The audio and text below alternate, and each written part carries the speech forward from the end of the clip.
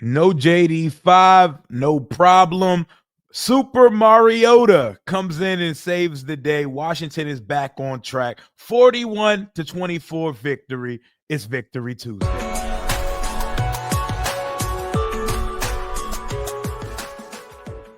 Like we do it every Tuesday of the NFL season. Sometimes it's live, sometimes it's pre-recorded.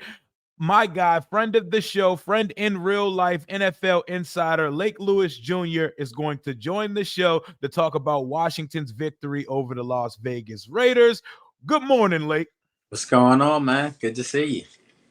You as well, man. What a time it was at Northwest Stadium this Sunday. I popped out. I was there with my boy. We actually silenced a Las Vegas Raiders crowd, and they always show up. It was 60-40 plus Washington, but they were making noise early and it stopped really soon. Yeah, I mean, and you could see, even though the score wasn't indicative of it, early in the game, you could see that they were getting manhandled on both sides of the ball. Washington just needed to go ahead and put their foot down and quiet those Raiders fans. And I knew one of them, so I went out and checked them out before the game. And they were boisterous and they were feeling real good. And I was like, I don't know why you feel this way. So yeah, after the game, they were like, yeah, they they got beat by the better team without question. Without question. And I've been to Northwest, formerly FedEx Field, a ton of times. I was a season ticket holder for about 3 years consecutively. That's the loudest I've ever heard that stadium before. When Terry caught that deep ball, which we're going to get to later in the show, and those Terry chants rang out, that might have been the loudest solo isolated cheer I've ever heard in that stadium. Did you hear that shit, Lake? It was super loud up in the press box. Like it was, yeah, man. Like if you didn't know what he meant to the franchise, to the fan base, you heard it there.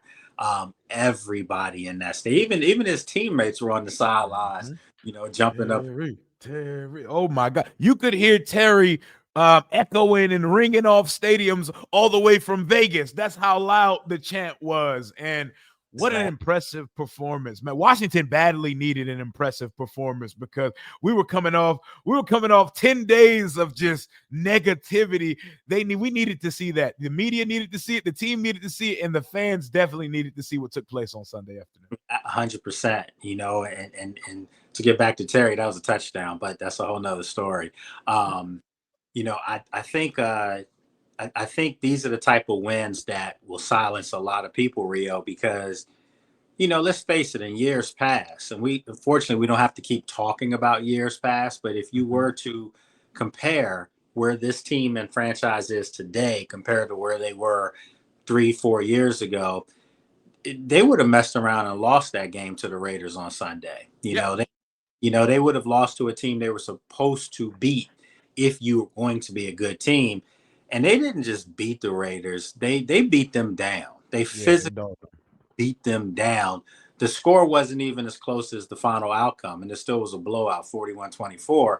They could have easily hung 50 plus on these guys. And they might have, if they really wanted to, got to 60 on these guys. That's how bad and how class the Raiders were.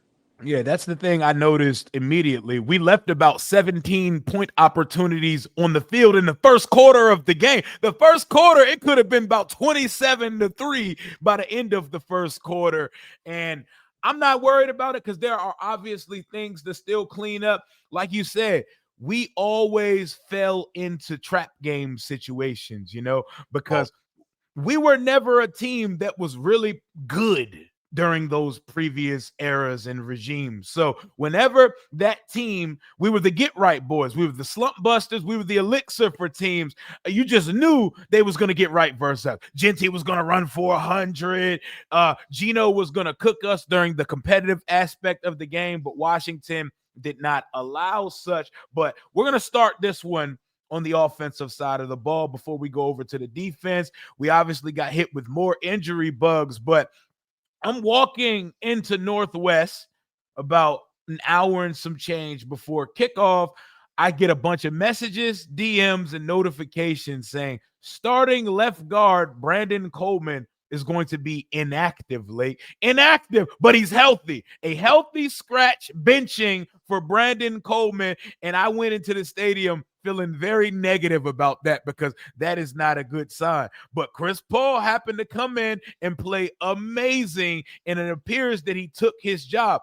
That's an Adam Peters draft pick late. Is there anything you'd like to expound on that? Yeah, I mean, it was told to us as soon as the word was out. We were all like scrounging around to find out what in the world is going on. I mean, I just spoke to both those guys this week, and Brandon was really excited about playing next to Laramie and where the line is building and developing, and to see that, immediately it made me think, is this a disciplinary thing? Was he late getting to the stadium or something? I was literally thinking of all these things because from a health standpoint, Brandon's okay. So clearly it was that he was getting outperformed in practice, and they saw something with Chris. But let me tell you, Chris Paul had a game, man. So it really made the reason to bench Brandon. It kind of justified if you saw the way Chris played. So yeah, man. I mean, they talk about competition, and the best guy's going to be on the field, and if that's any indication, then it's not lip service; it's real. Yeah, that startled me. That flummoxed me. It was shocking, to say the least. All of us were, if you could use that word, flabbergasted. I couldn't believe it, because I'm like, you're right.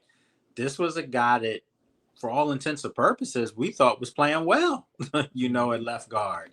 But clearly Bobby Johnson and Dan Quinn saw something to make that move. And you're right. Normally first round draft picks, second round draft picks don't get moved like that. So yeah. Yeah, I know the Packers game was rough for him, but it was rough for the unit as a whole, But you know what, though? When you see Josh Connolly on the other side holding up Max Crosby at times, and he did, so for anybody who says, oh, no, Max Crosby was going by him, Max Crosby goes by most. Yep. But there were several times where Josh clearly stood up Max Crosby, and Max Crosby gave him some love after the game. So, yeah, man, that offensive line, if they can find whatever they need to be the right combination for that running game to look the way it did, then I'm okay with whatever they decide. I'm very confident that we're able to make grown man decisions like this, because that is the true indicator of culture. They don't care where you were selected. They don't care what your draft stat. They picked Brandon Coleman in the 3rd round, and they expected him to be our full-time guard going forward. Chris Paul comes in and has a clean sheet, doesn't give up a pressure, doesn't give up a sack, a QB hit, any of the above. But wow. But man, what a day for the Washington offensive line. We come off a game where we have a CVS receipt injury list going into it. No Bates, no Noah Brown, no starting quarterback. Your right guard, Nick Allegrati, has been benched for Andrew Wiley. Right before kickoff, we get a last-minute benching for Chris Paul, and the offense absolutely destroys. They run for 200 yards. They throw for over 200. It doesn't show on the stat sheet, but they throw for over 200, run for over 200, 41 points, probably left 17 to 20 points on the field. And Mariota had a clean jersey, clean feet, and a pretty comfortable pocket he was throwing from most of the day. The offense was spectacular on Sunday, and Cliff was back in his bag. Yeah, he was. That was his best game called this year. The Giants game wasn't bad, but this game had a little bit of everything, and everybody was involved. They went to Terry often and early in the game. Obviously, he got the memo. I'm going to run the ball. I'm going to get my most dynamic playmaker involved early, and it carried over, and outside of, the fumble by Marcus when he had already picked up like 25, 27 yards, they were flawless, and in the first half alone, they rushed for 174 yards. So, I mean, they were doing whatever they wanted to do. I know there were people that were complaining that Bill didn't get a lot of touches. Can we as a fan base, I'm media, but I'm still a fan of this team because I'm from DC, so I'm not going to hide that. So can we, as supporters of this and want this thing to do well, stop finding reasons to complain? Like, Right, right. gonna get his. We all know that, but you rush for over 200 yards and you get a big, Mhm, much needed win to get people off their mhm. back, and Yeah, people still finding a reason to complain. yeah. I want to see Bill too. Like, I still don't understand why it'd be taking like a quarter to get Bill on the field, but I don't care when you drop a 40 burger on somebody's head top. I ain't never seen Jeremy McNichols run that fast in his life.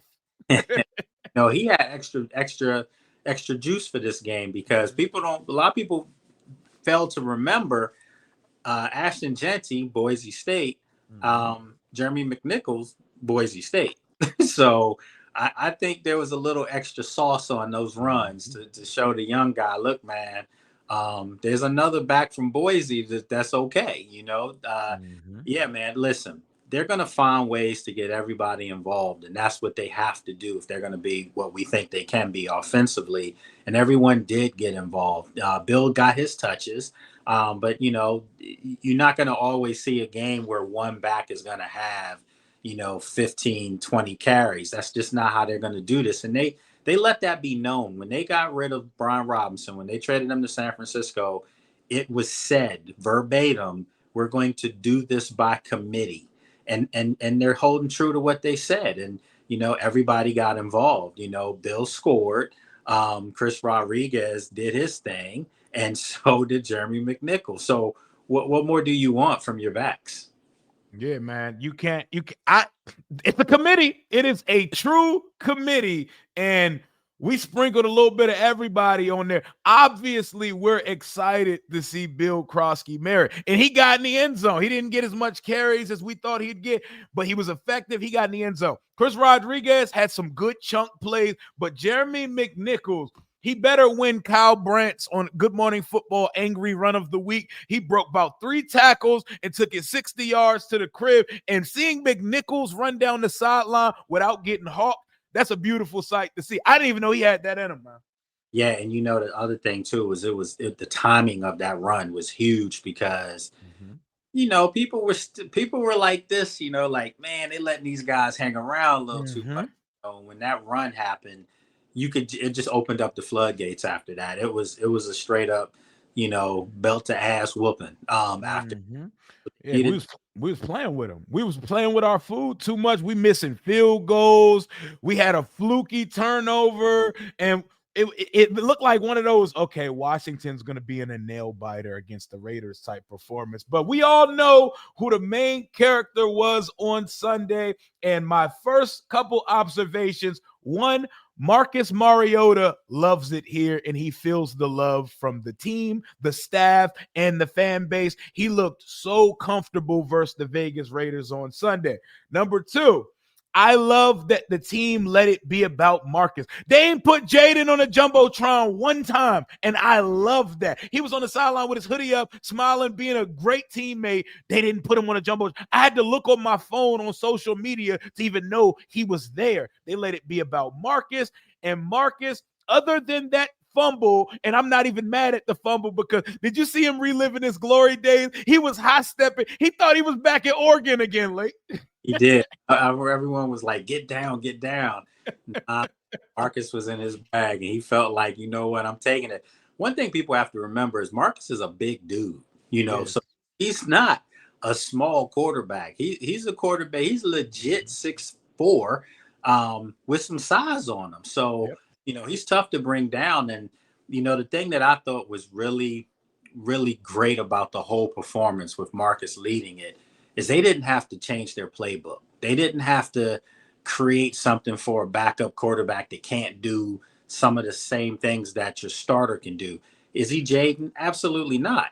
But he still has the Jaden skill set as far as being able to move around in the pocket and extend plays with his legs. And you saw that he was doing that. So I think when Jaden does come back, they're going to be kind of like in a rhythm here to get some Mhm. things going. But yeah, man, Marcus, listen, what he did, every time he steps foot on the field for this Commanders team, he has big performances, not just, holding the clipboard type performances where he's just game managing. No, he's making plays with his arm, with his legs. He's doing everything. And to me, all it does is just confirm what I've said before, is that he will be a starting quarterback in the NFL again. And it's probably going to be when Cliff leaves, he's going to be Cliff's quarterback. Package deal, easy situation. If he takes on a situation where a young quarterback's required, he's the bridge that'll be attached to the hip of Cliff Kingsbury. And that was a big thing for me on Sunday. If Cliff wants another job in this league, if Marcus Mariota wants another chance to be Mr. Tyrod Taylor and get his bridge spots somewhere, a game like Sunday where Jaden is out, you got to show that the offense is still the offense, even when the superstar centerpiece of the team is off the field. When you see a veteran like Marcus, you notice that he's seen everything. There are still defenses, coverages, disguises, and looks that Jaden hasn't seen, and you're going to run into him. That's why buzzsaws like Green Bay, they're going to happen sometime. Marcus has seen it all. He has failed in this league. He has succeeded in this league, and he has settled into his role as a backup here. He has a full digestion of Cliff Kingsbury's offense. He almost was flawless on Sunday, 15 of 21, 207 in a touchdown. Had a rushing touchdown to kick things off, 40 rushing yards, and he should have had multiple touchdowns because the Terry McLaurin situation, I've seen it, y'all. I've seen the replay, y'all. I was at the game. From the game, it just looked like Terry got hawked from behind, and I thought it was more of the doldrums of last year. It looked like a touchdown when I went back and watched the live copy of the game. So Mariota should have been credited for 3 touchdowns, and I'm not tripping on the fumble because that looked like a grown man that has not hit top speed in a decade. And when you ain't hit top speed and you start running, you just off in the wind. You like a bird. He's soaring. Yeah, you can see that fumble was a fluke fumble. It was just, he got hit, from a different angle because he didn't want to get down. He was like, I'm taking this to the crib. And I'm okay with that kind of aggressive play because let's be honest, Jaden would have done the same thing. People were like, oh, well, Jaden takes that to the house. I don't know. But the point is they both would have tried, and I'm okay because that's effort. Effort fumbles, I'm okay with. It's like the Derrick Henry fumble last night. I'm okay with that if it's effort, but if it's just bad posture or whatever, that's different. So, yeah, listen, man, Marcus, to me, I was joking with someone in the press box, not to stir the pot or create anything, but if I'm a team like the Dolphins, okay, I'm looking at Cliff now, and I'm looking at Marcus coming in. And Cliff would love that Miami life. My God. Oh my, that boy would be, he'd get his jersey put in the rafters at Live, man. Down there. So look, you could have that, and then you could do a 3 for 1. You could Lance Newmark. I mean, if you're the Dolphins, you could have something already. Why are you putting this in the air, Lake? Why are you doing this to my franchise, Lake? But I'm just saying, success breeds people looking, and that's what you want people to see that you do something well. But I got to tell you this, because you said it earlier as well. I'm not so sure if any of those guys would leave for the Dolphins because they have it so good here, and it's such a family atmosphere, and the culture is strong, man. Rio, when you hear it from everyone, that word, it's real. And Marcus is loving life up here, man. He's got the best job in the NFL, to be honest with you. And that's why I felt comfortable saying if they got to rest him for the next 2 weeks, I'm comfortable with Marcus taking it because of the opponents with the Raiders. The Falcons just lost 30-0 to the Panthers, but you can't take too much from that because in this week-to-week league that the NFL is, anything can happen. The Packers were winning the Super Bowl last week and lost to the Cleveland Browns on Sunday late. The league changes and fluctuates every 7 days. I literally told Donna Hopkins and Candy Waller at practice the other day, watch the Packers lose to Cleveland. And they were like, what? I'm like, yeah, I'm telling you, man, they were getting too much hype. and it was, again, people who watch your show, commenting like, oh, you guys are giving Washington way too much love. They got destroyed by Green Bay. Listen, man, there were factors that played into that poor performance, big factors. And again, when you start, coordinating a team, look at what happened to Baltimore last night. Detroit ran up in Baltimore and put it on them. You know, Mm-hmm. physically beat them, and that's something you never expect to see. So it's a week to week league now that you're dealing with. Are the Falcons as bad as they looked last week against Carolina, or are they as good as they looked on the road when they hammered Minnesota? They're probably somewhere in the middle. But with that said, I think Marcus could win that football game Sunday. I'm resting Jaden personally. I'm now taking one out of your book because I know you said rest him last. Mm-hmm. I said Mm-hmm. play. After what I saw last week, I might rest Jaden even more because if anything, he's going to want to be on that field and so Yeah.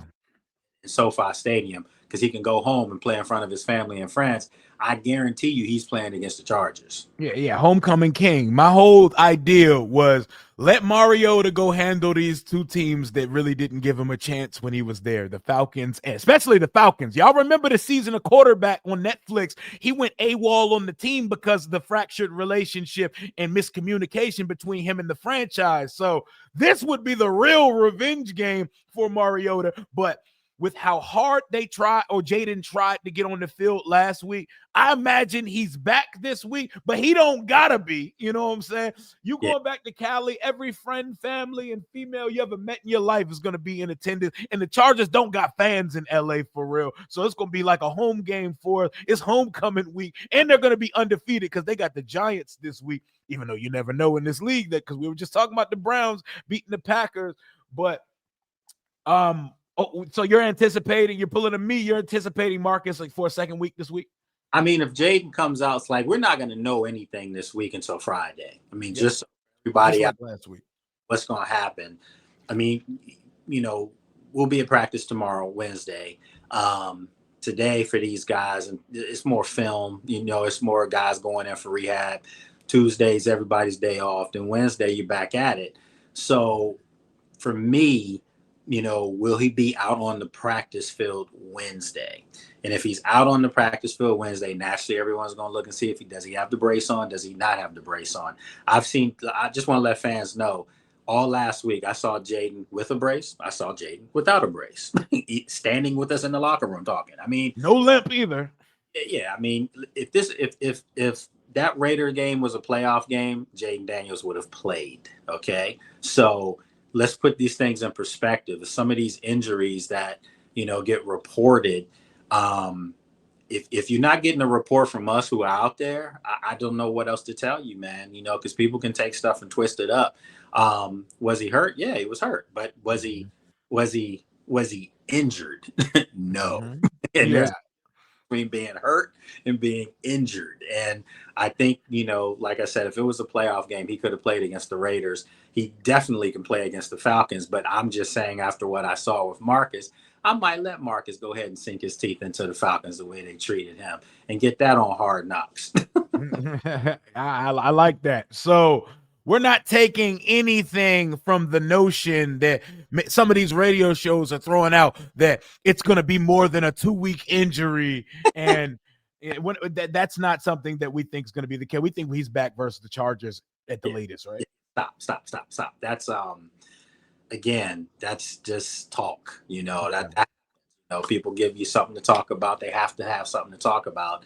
Mm-hmm. But I know that guy could have played last week if Dan Quinn even said it, for God's sakes. We saved him from himself. I mean, Mm-hmm. what more do you want? Like, one thing with Coach Quinn is that he's transparent. He's as honest and forthright as possible. Yes. He said, without saying, Jaden wasn't happy that they were going to sit him down, but he understood. Mm-hmm. But if you put it on number 5, he would have played. Mm-hmm. Clearly, he's going to want to play this week too. And you don't think a competitor saw what Marcus did and now wants to get back out there and do his thing? Of course. Mm-hmm. But do you need him to do that against the Falcons? And to me, I think it's no. I'm resting him, and I'm making sure the showdown against Justin Herbert out in L.A. is going to be something. I'm going to have a fresh green suit on. I'm letting y'all know right now. I'm ready for it. That boy ready to step in Mercedes-Benz Dome on Sunday. But I hate even giving attention or light to these kind of folks. But There's always dum-dums in the fan base with an affinity and an obsession for the backup quarterback that are suddenly saying, the offense looks better with Marcus in the game. He's put a 40 burger up twice. Should Washington just roll with the hot hand and get back to Jaden later in the season? That's how soon people forget. This is the same guy last year that, took the league by storm. Yeah, I remember, like people were stop hyping this kid up, early as rookie minicamp. I'm like, I've never seen anything like it. And what does he do? He goes out and he has a rookie of the year campaign. That's voted on by league people, man. So unanimous. So my thing is, I've had people in my timelines already this year telling me that Jaden's overrated, the most overhyped player. And I'm like, bro, that sounds like personal hate. That it does. Football rhetoric, because you're not going to hear that from me. You're not going to hear that from you. You're not going to hear that from anybody that does this for a living, that Daniels is overrated. That's the most ridiculous thing I've ever heard. He's the face of this franchise now, and he's one of the faces of the NFL. And yeah, has he had a slow start to start the season? Yeah. But you know what? He still was the best player on the field in the Giants game. When they needed him to make plays in the fourth quarter, he did whatever he wanted to do. He still had 2 touchdowns. I mean, against Green Bay, they had a terrible team effort, coaching effort. He still had 2 touchdowns. I mean, my God, what do you want? Yep. And it's okay that guys have a bad game. And I know the last time we saw him, he didn't look like himself. But what the hell are we talking? I'm not even going to let this go any further. But I see people. Oh, there's one thing out there. They were saying Jordan Love is he the best quarterback in the NFC? What did we see last week against Cleveland? Now they're talking about he can't make these mistakes at this point in his career. He's losing games for his team. He lost them the game versus the Browns. That's what I'm saying. So people just need to. What are they saying about the Rams game?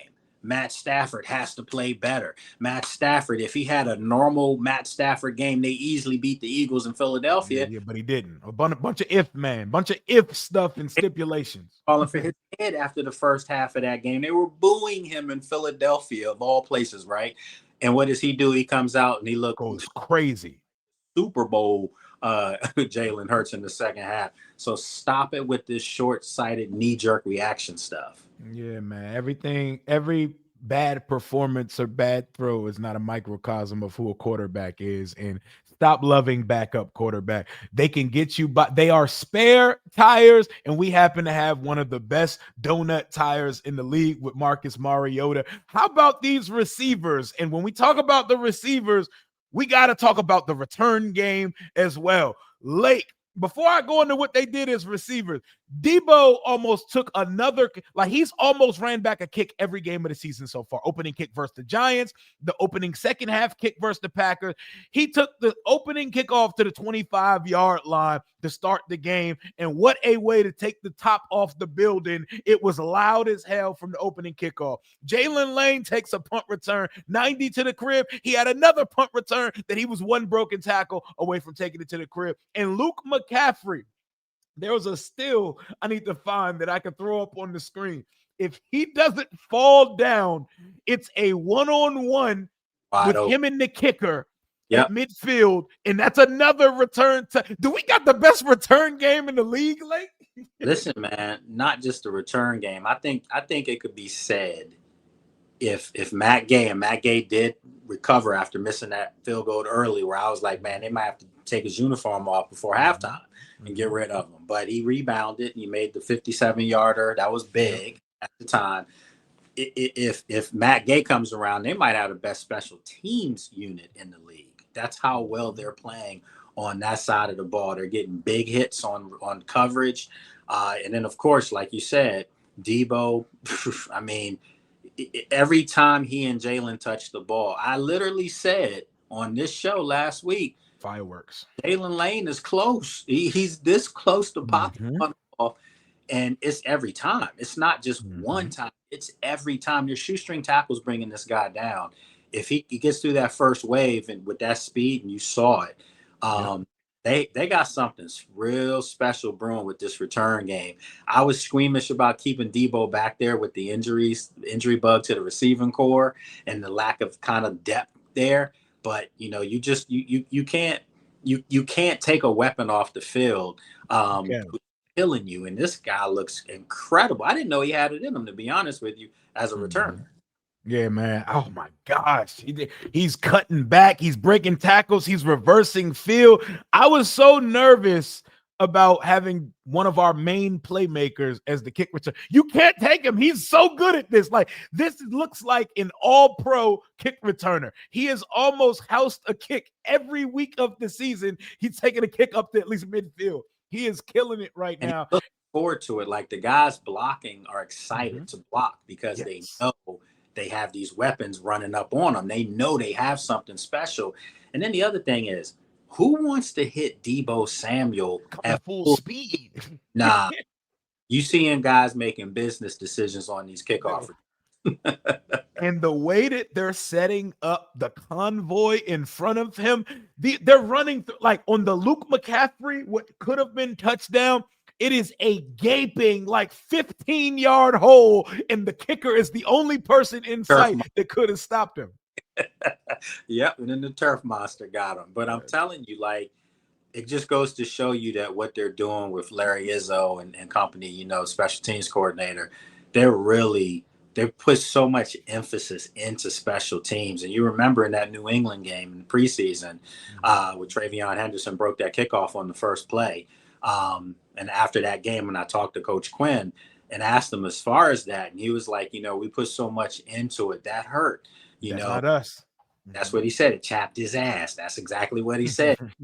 You can see that they do. They put a lot of onus. When practice starts, when we're out there, you see yellow caps on everybody. They're really going at it. And it's paying big dividends now. And it changes the way, when Jaden comes back healthy, it changes the way you play this team now, because let's be honest, special teams is what did them in last year. You go back to that NFC Championship game. Special teams did them in. Now, when you have weapons on both return games, punt and kickoff, man, it changes everything, because you're flipping a field real quick. Yep, you're flipping it real quick. But wow, having these return guys, not only that, we got Luke McCaffrey in the end zone for the first time in his career, completely wide open. That was a Cliff Kingsbury special right there. Yeah, that was a feel-good moment. And, say what you want about Luke, man. This kid works hard. Doesn't complain, he just puts his head down and he goes to work, and he's one of the most likable people you'll ever meet. Coming from that family, that's kind of NFL royalty family. No entitlement with this kid, man. He's a hard-nosed kid, hard worker. And it was good to see him do that, because that's a confidence booster, and you need that. You're going to need him, not to stray off the receivers, but like Ben Sinnott was out there throwing blocks, doing something that people didn't know he was capable of doing. So you need your younger guys to take that next step. So for Luke and Jalen to do it in the same game, have touchdowns, that was big, man. That was very big. It was everybody had a chance to score on Sunday afternoon. We finally saw the Terry deep ball get dialed up and be effective in this one. And that was the loudest I've heard that building. But per usual, when Terry gets it, it got to get close. It got to be dicey, because I know the ball was thrown a little behind it, but it was a good throw. It was a good throw. He did. This is crazy, brother. I thought of you as soon as it happened. I said when they said it was a touchdown, I'm like, okay, it's a touchdown, and it was a touchdown, legit touchdown. It was. When they called it back, I literally thought of you, because I was like, I know my boy Rio right now is like, Terry, come on, did we not learn from last year? But you know what, man, that was such a welcome sight to see, because let's face it, man, this team feeds off of Terry's energy, and him to get that play and to hear the crowd erupt like that, man, it was just a good moment for everybody involved. I just wish the league. How do you overturn that on top of that? That was horrible. That was a touchdown. Yep, it was definitely a touchdown. From the stadium, we don't get replay. My one critique: the game day experience is significantly better. The field surface looks good. They got very cool features where you can find pictures and moments from your seats. Everything is good. They don't show enough Jumbotron replays to the crowd. Those are new Jumbotrons that look really good, by the way. They look great. They look great. You have to show the replay for the fans. Dog. Saw it 3-4 times where we were in the press box. His body, and I know people were taking pictures now saying no, his shin was down. No, it wasn't. There was. So put it this way: the original ruling was what? A touchdown. A touchdown. You need conclusive evidence to take it back. There was not enough evidence to say, without question, he was down. No, there was nothing that says that. So to me, that was a touchdown, and I wanted to see that for him. I wanted to see that for Marcus. It was some stats that could have been padded there. Yeah, but and trust me, that contract Terry guy, some of them incentives or some of them touchdowns. You could kind of see the composure on the sideline. He was standing there because they pulled guys early in this game. Debo and Terry and them came up out of there at the start of the fourth. And people were like, "Oh, he's injured. That's why he's out of the game with the quad injury." And I'm like, "Stop it, guys. Listen, when you're Trey Amos, calf muscle. Look, when you're blowing a team out, you do not need to put your guys back in the game. Football, everybody's going to have an injury after the game. I think these guys will all be perfectly fine for Atlanta." I think so, too. Offense gets an A+ for me for this performance versus the Raiders. How about you, Lake? Man, I'm giving the offense an A+ for sure. I just think when you look at, like you said, when we started the show, you mentioned the lineup changes on the offensive line to start the game. 2 new starters in there with the rookie going up against Max Crosby. And then you come out and smack this team in the mouth, running the football down their throat. And then you could see early that Marcus was on. The throws, everything was crisp. Yep. You could tell, more importantly, the most important thing, their offensive coordinator decided that he was going to run the football and stay with it and get his playmaker, his number one playmaker on the offense, involved early. To me, everything was the way it was supposed to be, and the results showed. The only thing I'm disappointed with the offense that could have made me bring it to an A from an A+ is I thought they could have hung 55 on these jokers. Easily could have done that, but that's okay. 40, you take that. 41. Yeah, the early Matt Gay miss and the fumble with Mariota in Raiders territory approaching the red zone. At minimum, that's 10 points. There were more points that could have been had. We're not going to nitpick that. A+ on the offensive side of the ball. Now we can move over to the defensive side of the ball. Before we do that, here's a word from today's sponsor. The NFL season is here, which means you have a chance to win 1,000 times your cash on daily fantasy. Football has never been more exciting than it is with players like Jaden Daniels, Patrick Mahomes, Lamar Jackson, and Jamar Chase. Pick on stats for these stars like touchdowns, passing yards, receiving yards, fantasy points, and more. For up to a 1,000 times payout on Sleeper. Get your picks right and you could win big using promo code RIO91. That was promo code RIO91 and you'll get up to a $100 match bonus on your first deposit. Terms and conditions may apply. Defensively, Washington gave up 24 points, and some of these statistics on the Raiders side of things were a little bit skewed. But during the competitive part of the game, I saw a relentless pass rush that I haven't seen Washington have in years. How would you start? What was your overall reaction to the defensive performance on Sunday? Man, I thought they played a stellar football game. They were the catalyst because when the offense was making a couple mistakes early or not finishing off the drives as they were moving the ball, they weren't getting the points that they should have gotten. It was the defense that just kept everything at bay, and they were causing trouble for Geno Smith. He was under duress. They could not run the football on them. I mean, Ashton Genty was hitting a wall every time. And big shout out. I mean, I know Von Miller did his thing. Bobby Wagner, the old man, had 2 sacks, was in the middle of the field causing problems. But man, at some point we have to see what's going on. Javon Kinlaw, that Is that a dog. that pickup from Adam, we said it. Everybody Mhm. keeps sleeping on this move. It might be one of the biggest moves of any team in the offseason. This guy's having a Pro Bowl caliber season right now.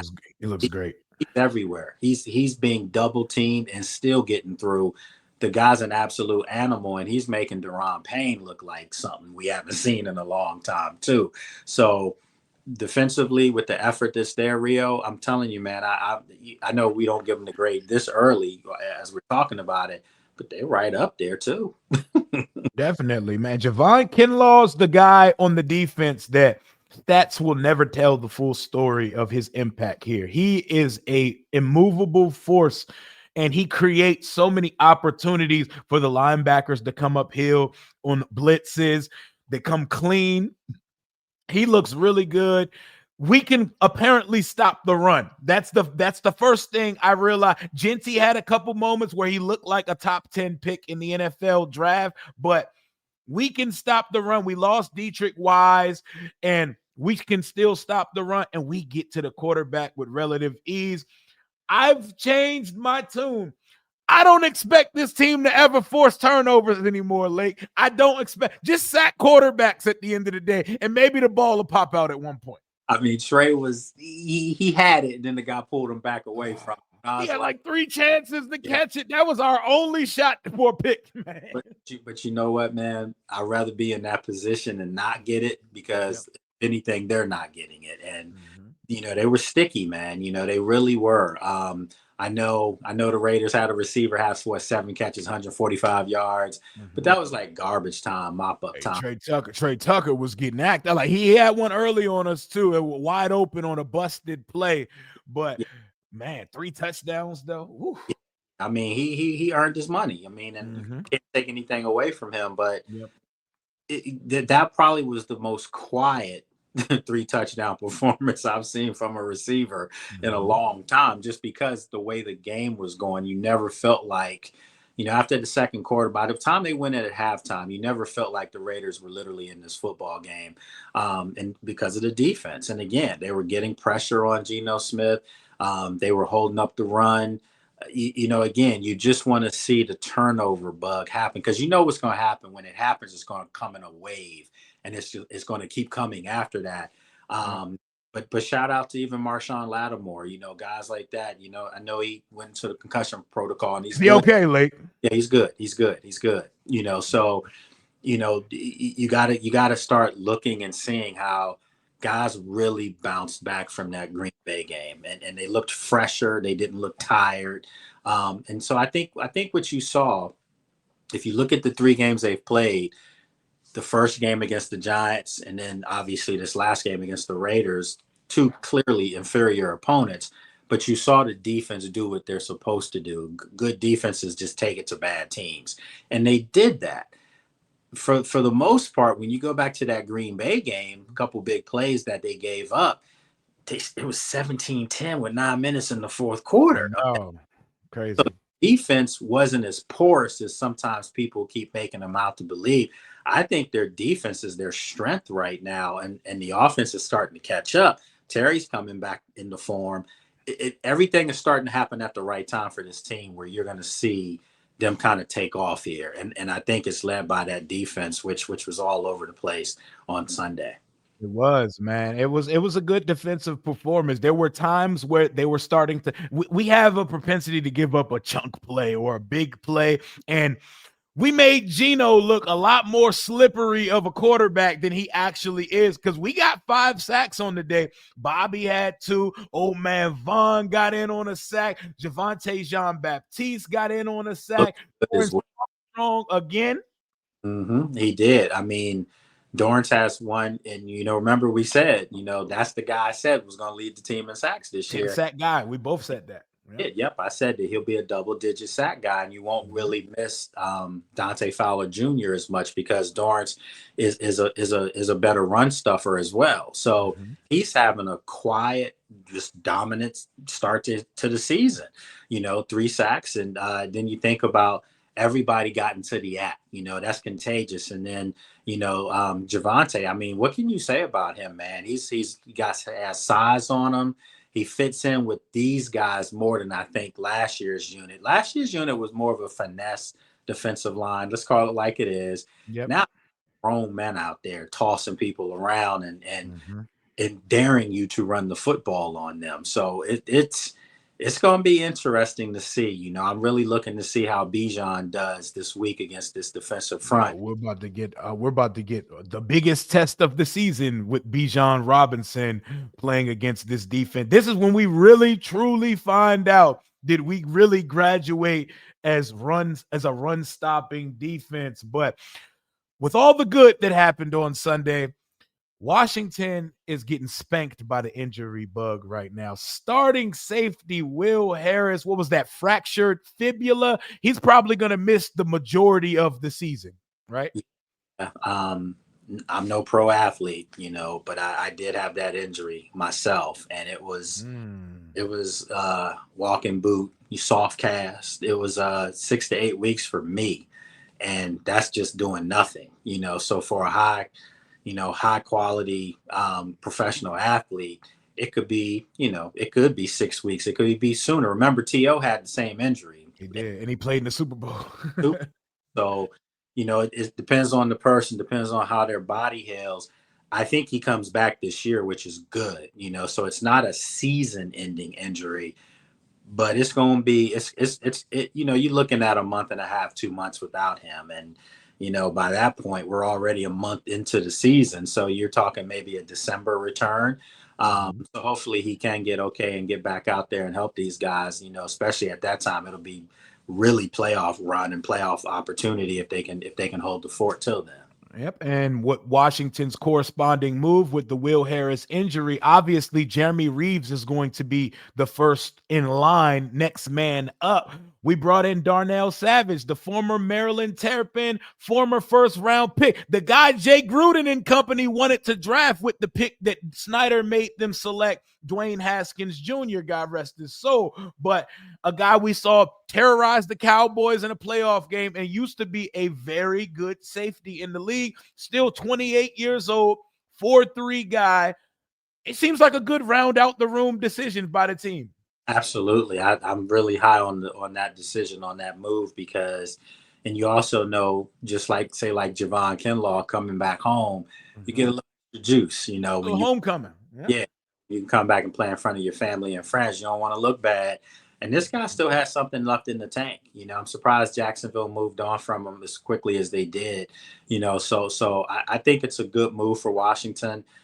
He's not being asked to come in here and start, but he is being asked to come in here and get on the field and get reps and be a part of a rotation.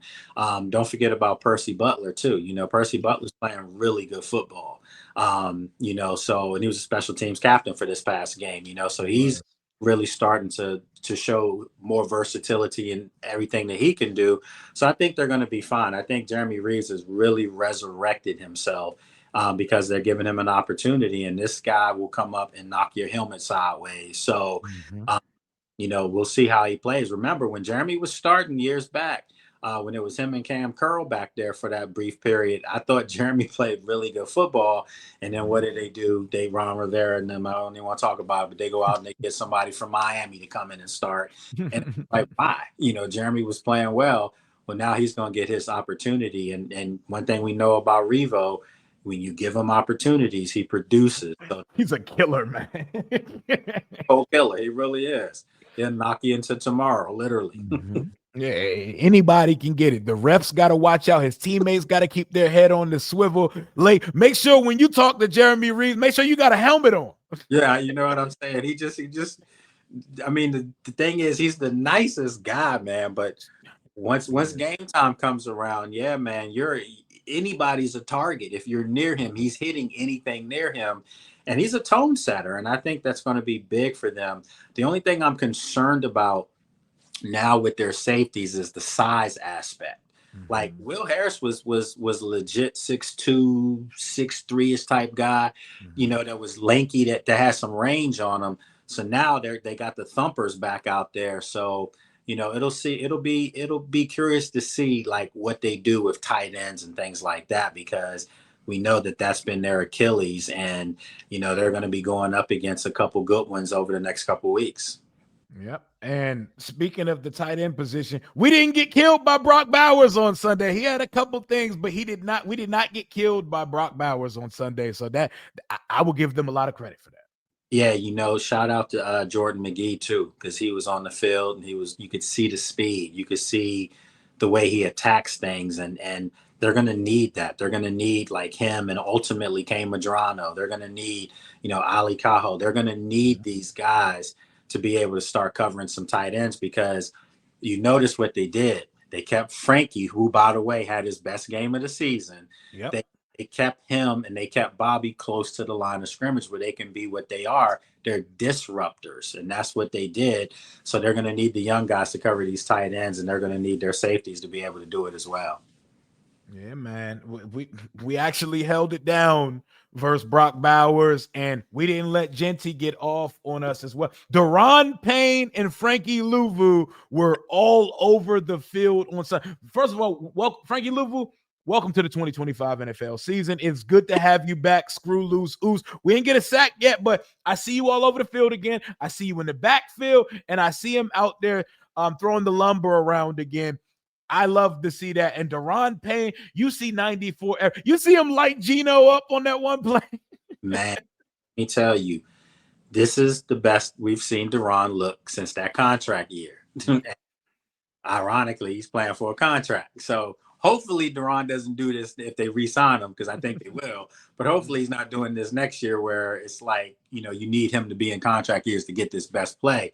Mm-hmm. The guy's a phenomenal football player, and I think I'm going to say it. It may not sit well with some who were a fan of John Allen, but I just thought they were one and the same, playing the same time. It just didn't work. Him having Javon Kinlaw next to him is just, they're terrorizing people, man. Like, you can't double team either one of them. And now it's just man on man. And now you're seeing how elusive Deron is. You're seeing how he can run you down. Like you just said, he got the Geno. You're seeing the power to burst. And then don't forget Johnny Newton, so they just have more versatility. So I love what I'm seeing with Deron right now. He looks really good. I'm not even going to trip off the garbage, even though I wanted the game to look as bad as it felt, because we were there. We saw it in person. We dog walked these boys on Sunday, but at the same time, they snuck in some points at the end of the game. I'm glad we got the Luke touchdown, because we had to put some stank back on it, because it looked like it was too close when it was just sitting there at 34-24. It wasn't no 10-point game. It could have been a lot worse at that point. But what I did find comfort in was that Geno was running for his life for about 90% of the game. The whole game. And when you said earlier that he was showing that he was slippery and elusive, I think the adrenaline was flowing in him, because he knew he was getting ready to get the stuffing knocked out of him. They were coming at him with bad intentions. And he's not a little dude, so I think that kind of helped him as well. But man, like the whole game, he just never was able to get comfortable. And I like the way they came after him. They did. They made life miserable for him from the jump, and it ended that way as well. Yeah, it did end that way. That was crazy. That was wild. But I loved seeing that we are very capable at getting after the quarterback. Remember, me and you, while everybody was dying because we didn't draft an edge rusher, we were saying, I actually think we're going to be fine getting to the quarterback. I think we got something there. But Lake, please talk to me. Who's going to break the streak and get the first turnover of the season, man? And is it going to happen this week? Because I watched Michael Penix and them bob up, right? You get a pick six. You get a pick. It looked awful versus the lowly Panthers on Sunday. If we don't force a turnover this week, we may not force a turnover in 2025. And I don't want to keep having this conversation every week. Who's going to be a hero and break the streak, Lake? You know who? I'm gonna go Quan Martin. I'm gonna go on the back end, play it safe. I think on the back end he gets one. And then I think they get 2 turnovers this week. I do. Listen, they've knocked some out. They just didn't recover. Remember Russell Wilson week 1 Will Harris knocked it out, dislodged it, but Russell got it back. And then last week, there were a couple times where you could see like a couple hits that were put on guys. The ball was bobbling. Yep. They can get it out. So I think it's coming. I do. And I think it's going to come in a wave where one happens and then two happens. And I think it's going to be two this week. From what I saw, and I went back and yesterday, matter of fact, I actually looked at the Atlanta game. I watched the first half of that. Man, it was bad. What was Michael Penix doing? And then they fired my dude, man. They fired Ike Hilliard. That's my. Oh, they fired Big Ike, man. Yeah, fired him. Like is that his fault? I mean, it's a bad sign, man. When you start scapegoating position coaches in week 3, that's a bad sign for Raheem and them, man. That's what I'm saying, man. I'm very disappointed because Ike's my dude, man. Shout out to him when he was here. That was my guy. So yeah, I just look at it like those are bad traits and bad habits. Those throws should have never been thrown. Forget the call. They should have never been thrown, which leads me to believe that Washington's walking into a prime situation. You and I both know. I told people when I'm coming to Atlanta, it's going to be similar. So when I went to Green Bay, the plane was like all Commanders fans going to Green Bay. I had great conversations with folks. It's going to be even more going to Atlanta. And there's already fans already in Atlanta. That's going to be damn near a home game for Washington. I mark my words, 50-50 on that. They have an opportunity to go there, turn the ball over, get the crowd behind them as well on the road and create just havoc. And you're going to have to for Penix. I do think he bounces back. I'm pretty sure he's going to be the starter. I think they were saving him from himself last week because I know people were saying Kirk Cousins might start in this game. No, you can't do that because now you're opening up a bad Pandora's box right there. Do that. So Penix starts, but you see that he will put some up there. That lefty will put him up there. You got to jump some and you got to make some plays. Maybe Trey gets one this week too because he's been close a couple times. He's been close, and I think he's the team's best cornerback on the roster already through 3 weeks of the season. And before we even touch just a little bit on the Atlanta game this week, what is your defensive grade for the Commanders versus the Raiders? I'm going to give the defense an A-. I know that's kind of high because they could have been a B+ because they gave up some garbage points, but those really weren't in the context of the overall performance in game. I mean, they really shut down the run game and they 5 sacks. I mean, they were all over Geno Smith. Super aggressive performance. So yeah, I'm giving them an A- on the day.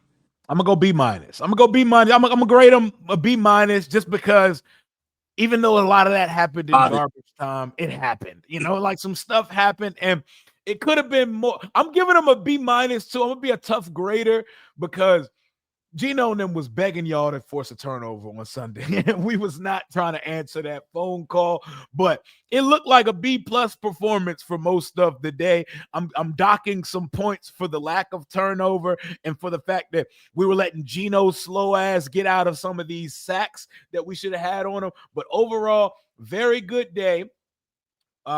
We lost our starting safety for a while, and we managed for the most part. Trey Tucker had a great day, but Trey Tucker was not having a great day during the crux of the competitive part of the game, and they showed me they could get to the quarterback at will.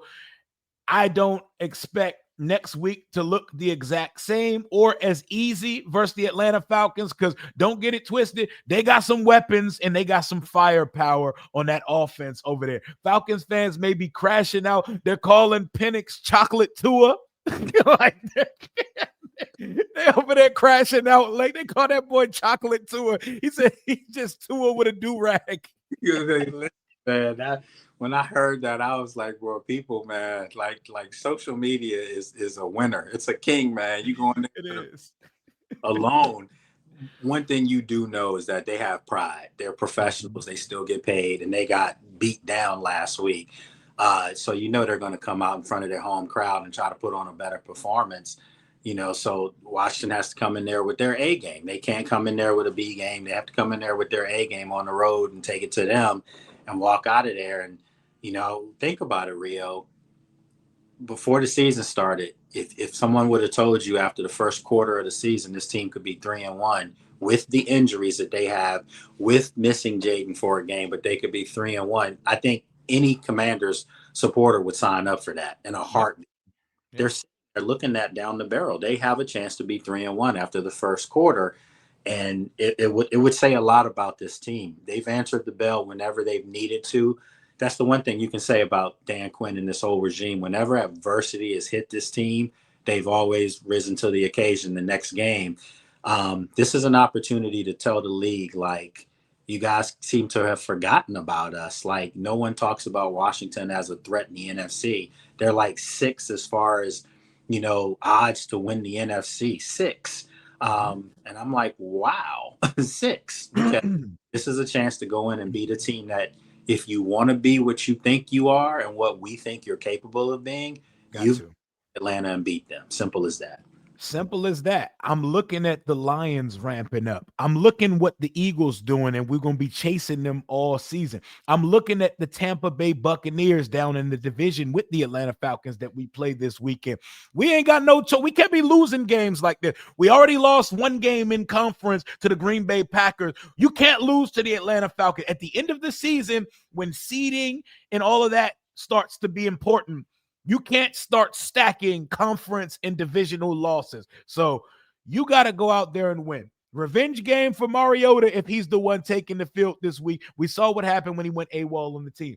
This is the team that fired Dan Quinn. You got him once last year to punch our ticket to the playoff and end their season. You can make it real scary for Atlanta fans.